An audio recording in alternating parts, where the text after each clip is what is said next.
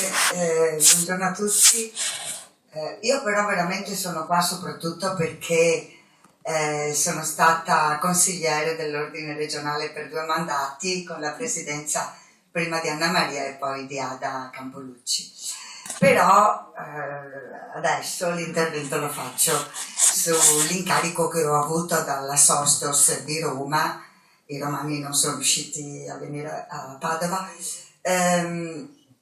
per un pochino, ecco, per dire che c'è anche questo pezzetto del mosaico della comunità professionale che probabilmente alcuni di voi non conoscono, che è nato nel 91, che è stato fondato da testimoni originali della nascita e del primo cammino del servizio sociale italiano, e tra i fondatori, visto che mi ha preceduto Tiziano Vecchiato, c'era Monsignor Nervo, presidente ex della Fondazione Zancan, una società, questa della storia del servizio sociale, che è nata soprattutto per recuperare il tantissimo materiale che era stato prodotto fin dagli anni 40, quindi dalla nascita del servizio sociale italiano, e dalle scuole e dagli enti che ospitavano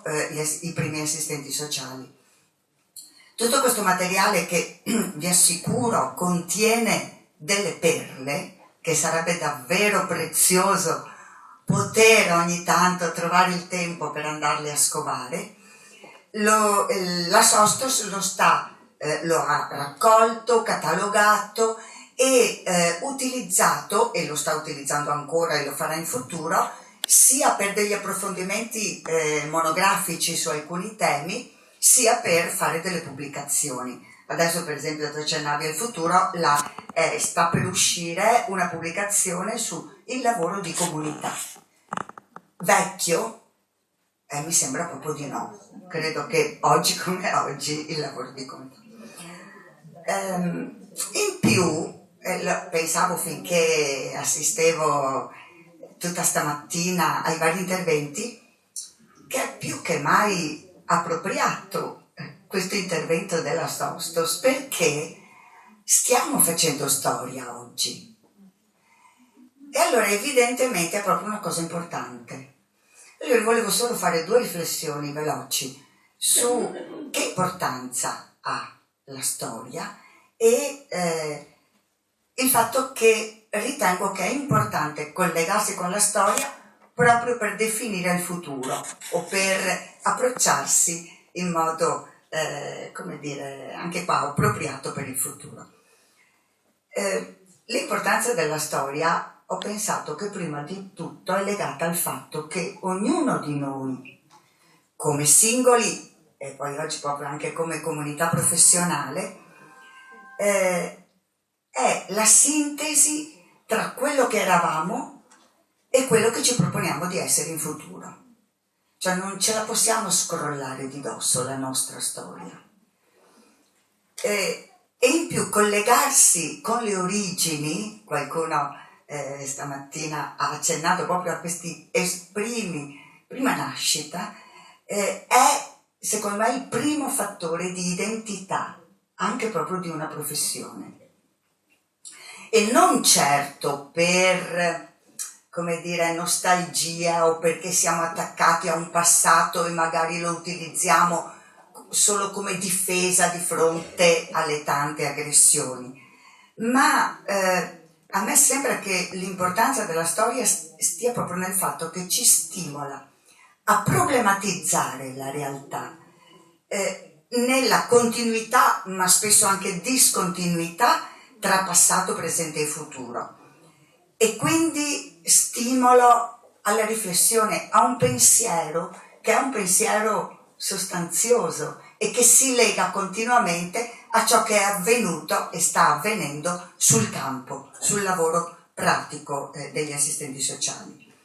In sostanza credo che anche la teoria del servizio sociale, ne accennava bene Anna Maria Campanini, non può essere sganciata dalla dimensione storica. Voglio sottolineare una cosa particolare, dimensione storica in cui il servizio sociale è soggetto di storia e non oggetto di analisi da parte di altri. Seconda riflessione, collegarsi alla storia per costruire il futuro. Storia in fondo, nella sostanza, significa assumere e consolidare un punto di vista con cui guardare i contesti e con cui guardare se stessi. Allora qui mi aggiungo domande a quelle che ha fatto Patrizia stamattina. Come guardare dal nostro punto di vista all'evoluzione, o forse oggi è più giusto dire all'involuzione del nostro sistema di welfare? Come guardare ai problemi delle persone, della gente, della comunità, ma anche alle attese autentiche delle persone e alle potenzialità che le persone, spesso anche più fragili, hanno e non vengono da nessuno riconosciute. Come attingere al nostro DNA, sia tecnico che etico, per potenziare le nostre competenze metodologiche e strategiche per far fronte a questa complessità che va aumentando. La realtà oggi è che la nostra storia rischia di rimanere nostra. Per esempio, a me risulta che fa molto fatica a passare agli studenti, per esempio in università, per i problemi dell'università che non sto qui a enumerare, che conosciamo molto bene. E allora mi viene davvero da ritornare al discorso dell'ordine. Credo che l'ordine assuma un ruolo fondamentale su questo, proprio per la sua capacità, oltre che per la sua mission, di influenzare sia le sedi formative, in crisi forte, sia le sedi di lavoro, forse altrettanto in crisi. Non solo per la tutela della professione, ma anche per la salvaguardia delle sue originarie responsabilità di rispetto e di promozione delle persone, anche e soprattutto alle più fragili.